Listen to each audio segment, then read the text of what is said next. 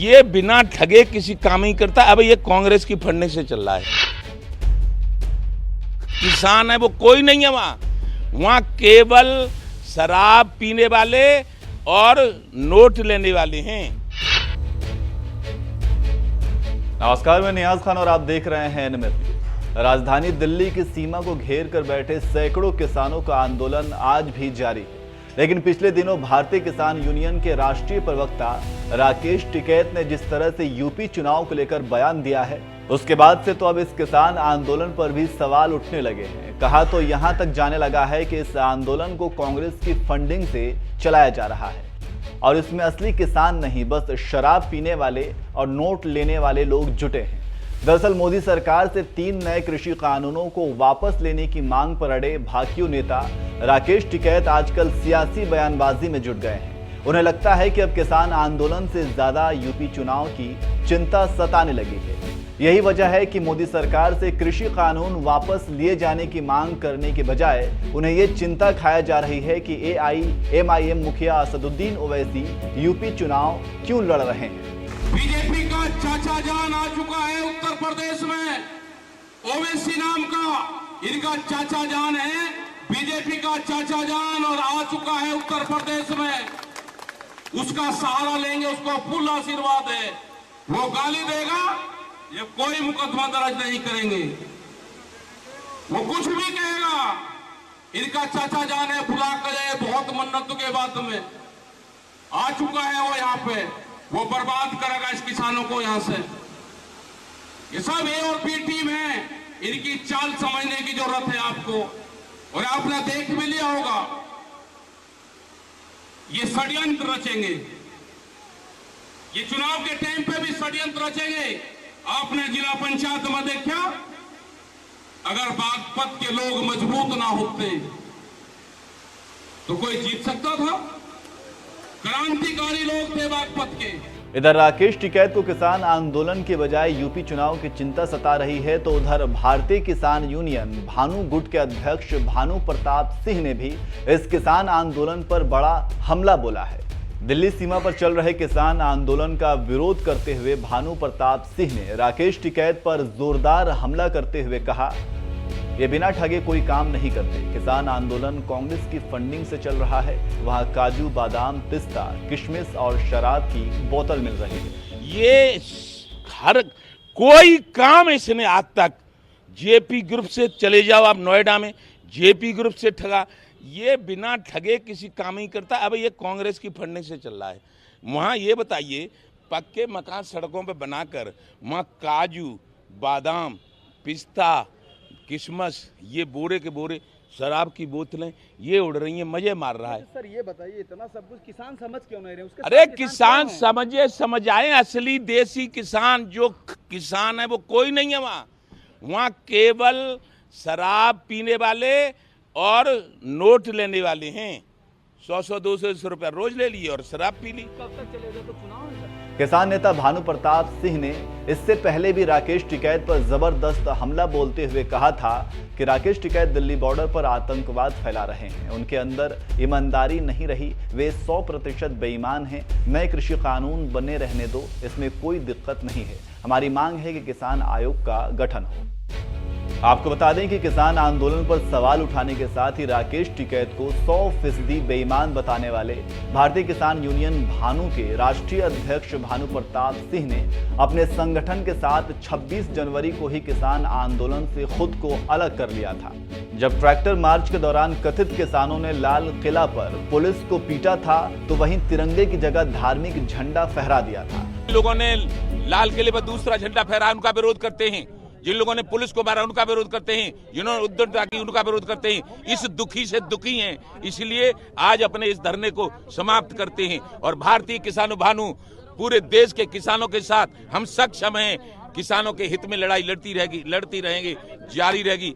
किसानों की समस्या का समाधान भारतीय किसान भानु के महारथी करवाती रहेंगे। उस वक्त भी भानु प्रताप सिंह ने किसान आंदोलन पर आरोप लगाया था कि जितने भी संगठन सिंघू बॉर्डर, गाजीपुर बॉर्डर, टिकरी बॉर्डर पर आंदोलन कर रहे थे, ये सब कांग्रेस के खरीदे हुए और कांग्रेस के भेजे हुए संगठन थे।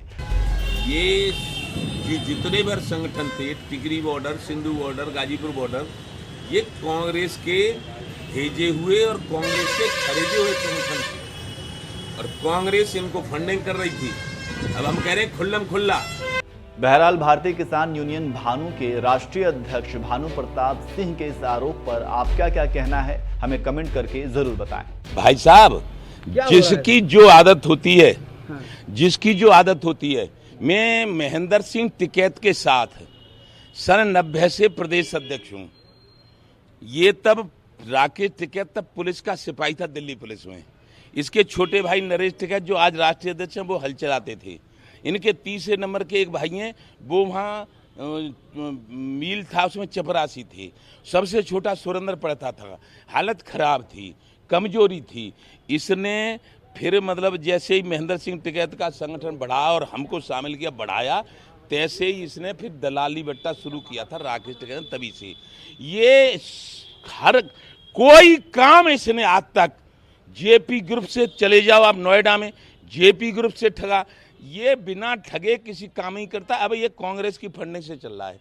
वहाँ ये बताइए, पक्के मकान सड़कों पे बनाकर वहाँ काजू, बादाम, पिस्ता, किशमिश, ये बोरे के बोरे शराब की बोतलें ये उड़ रही हैं, मजे मार रहा है। सर ये बताइए, इतना सब कुछ किसान समझ क्यों नहीं रहे? उसके अरे साथ किसान क्यों समझ आए, असली देसी किसान जो किसान है वो कोई नहीं है वहाँ।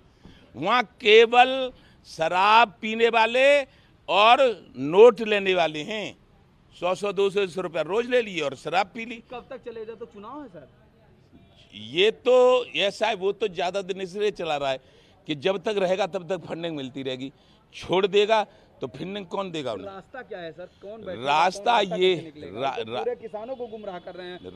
रास्ता ये है कि 3 अक्टूबर को हम पंचायत कर रहे हैं, जहां उनके पिताजी ने 32 साल पहले इमलिया, उमरगढ़, फिरोजाबाद 32 साल पहले हमारी क्षेत्र की भीड़ के सामने हमें प्रदेश अध्यक्ष बनाया था।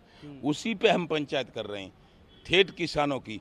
और सरकार से कह रहे हैं आ जाओ वहाँ, मुख्यमंत्री से भी कहेंगे आ जाओ, आज मिलेंगे उनसे। यानी कि मंच तैयार होगा वहाँ पे फिर? बिल्कुल, मतलब जब असली किसान की आवाज बुलंद होगी वहाँ से। सिर्फ उत्तर प्रदेश के किसान रहेंगे या देश भर के किसान? देश भर के किसान रहेंगे। आएंगे और हाँ, अरे हमारा 22 प्रदेश संगठन है भाईजान। ऐसा तो नहीं लगेगा कि आप सरकार से मिल गए हैं और वो सरकार के विपक्ष में है? मैं सरकार से कुछ नहीं मिल गया हूँ। क्यों नहीं मिल गया हूँ? उत्तर प्रदेश में यदि भाजपा की सरकार है तो मुख्यमंत्री से बात करनी पड़ेगी। और देश में यदि भाजपा की सरकार है तो प्रधानमंत्री से बात करनी पड़ेगी। आज सोनिया गांधी से बात करने से कुछ होता नहीं है। यदि हम करें बात बहन जी मायावती से तो कुछ हो जाएगा। यदि मुख्यमंत्री और प्रधानमंत्रियों से बात करने पे हमें भाजपा का बना दिया जाता है तो ये गलत है। जो प्रधानमंत्री हो 11 में और 13 में प्रधानमंत्री थे मनमोहन सिंह, उनसे कहने गए थे, उनने नहीं बात मानी, घोषणा कर दी कांग्रेस हराओ। विपक्ष वाले तो कह रहे हैं हम तो अन्ना आंदोलन का बदला ले रहे हैं, क्योंकि जिस तरह से तमाम दल वहां पे दे रहे हैं, तो माहौल क्या चल रहा है सर? वो वही जो 2000 रामलीला में चल रहा था उसी का ऐसा है। मैं बताऊं आपको, केंद्र सरकार के जो विरोध लायक हैं, केंद्र सरकार आज है नरेंद्र मोदी की है, सब जानते हैं, आप भी जानते हैं, मैं भी जानता हूं। जो नरेंद्र मोदी के विरोधी हैं वो फंडिंग कर रहे हैं। यहाँ योगी के जो विरोधी हैं वो भी उन्हीं को सहयोग कर रहे हैं और उनके बस का कोई रोग है नहीं। अच्छा, हमारा काम है, हम राजनीतिक हैं प्योर। जो मुख्यमंत्री होगा, जो प्रधानमंत्री होगा, अपने देश के किसानों के लिए, उससे ही हमें कहना पड़ेगा। अब हम मान लिए भाजपा का प्रधानमंत्री है तो हम यूँ कहें हम भाजपा के ना हैं तो हम कहाँ जाएं? कुआ पोखर में चले जाएं? अच्छा सर, अगर 3 अक्टूबर की जो आपकी बहुत बड़ी मांग, उसमें रास्ता ये है, हमारी मांग बिल वाली नहीं है। हमारी मांग अलग है, बिल वाली नहीं है मांग। बिल में कुछ संशोधन चाहते हैं? संशोधन चाहते हैं, केवल सीमा, जैसे मतलब जैसे असीमित कोई खरीद न कर सके। उसमें धान इतने बोरा, गेहूं इतने बोरा, सरसों इतने बोरा, इस पर सीमा लगा दी जाए। एक संशोधन चाहते हैं केवल। दूसरी बात यह कि बिल ऐसे जैसे हैं बने रहें। हम चाहते हैं कि 75 साल बाद किसान को स्वतंत्र किया जाए।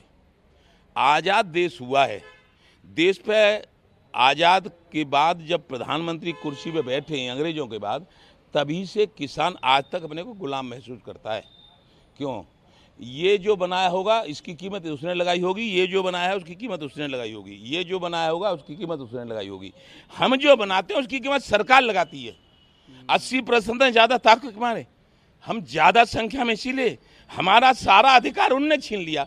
अरे गेहूं हम बनाते हैं, हम कहेंगे गेहूं 20 रुपए किलो देंगे कि गेहूं 40 रुपए किलो देंगे। अच्छा, एक बात और इसमें होती, मान लीजिए आप अनाज आप पैदा करते हैं, आप लोग मान लीजिए खूब महंगा है, ऐसा है। बहुत महंगा सरकार का क्या काम है? तो सरकार ये फ्री बांटे फिर। सरकार सुनिए, 3,20,000 सांसद पाता है आज, जिसको हम चुनते हैं, और गांव में रहे तो 2 रुपया नहीं कोई देता उसे। तो हमारा कहना है कि लागत मूल्य के अनुसार नहीं खरीदोगे तो फिर माल होगा ही नहीं, फिर क्या खाओगे? आज 75 साल में ये गत हो गई है, और 75 साल और हो जाएं तो इतना किसान परेशान हो जाएगा, अपने खेतों में बबूल बो देगा, फिर क्या खाओगे बोलो? या जमीन छीन लोगे सब किसानों की? यही करना पड़ेगा। मेरा कहने का मतलब है लागत मूल्य से दौड़ा, जिससे उसकी गुजर होती रहे, उसको दो। प्रधानमंत्री कहते हैं दुगना करेंगे, तो वो फार्मूला समझ नहीं आ रहा है। अरे दुगना हम नहीं चाहते, दुगना नहीं चाहते, हम चाहते हैं लागत मूल्य का दौड़ा दो। और 75 साल की किसान विरोधी नीतियों के कारण आप सुन रहे होंगे कि हर मिनट पे किसान आत्महत्या कर रहा है। 75 साल की किसान विरोधी नीतियों के कारण किसान कर्जदार हो गया है। इसलिए कर्जे सब माफ कर दो, एक साथ किसान आयोग का गठन कर दो। हमें लूटना नहीं है। लागत आवेगी 10 रुपये, तो 1 किलो में लागत 10 रुपये आ गई तो 15 रुपया मांगेंगे बस।